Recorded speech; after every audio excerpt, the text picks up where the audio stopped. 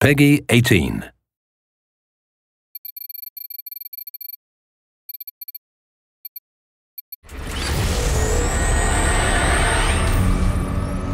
We're at the world-famous Abbey Road studios in London, England, really having the musical time of our lives, recording the score to Call of Duty Black Ops 2.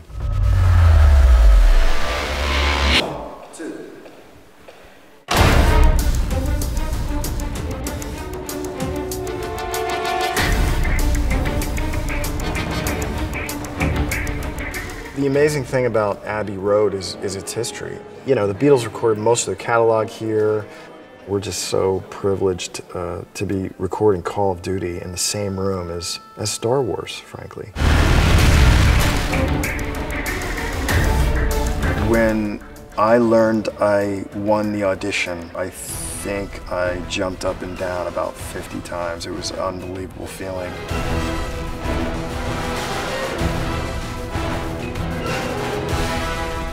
For a game like Call of Duty, I wanted to have the best musicians in the world. You know, these musicians have been trained for a couple dozen years, some of them, and they're just amazing at what they do. I could never hope to have the same kind of quality of this music without their input, and their interpretation of what I write brings something new and fresh.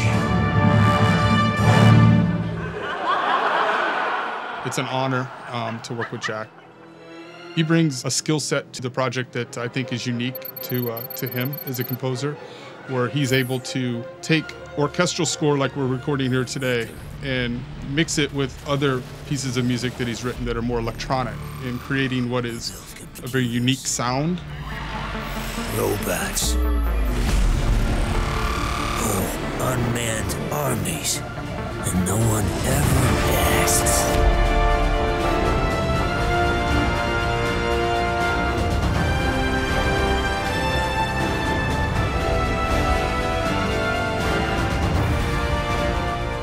I love being in the room and hearing something I didn't expect to happen, but it's actually better than I thought it would be. And that's the value of bringing all these different parties to our party.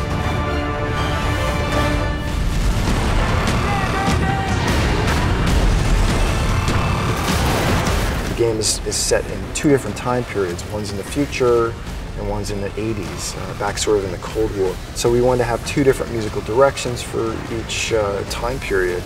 We wanted the future to feel a little bit more slicker and have maybe more electronics, whereas the 80s feels a little bit more orchestral.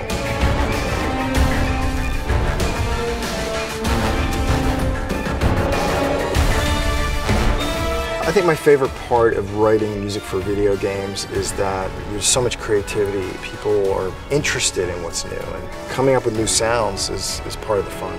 And I want to keep doing that for as long as I can.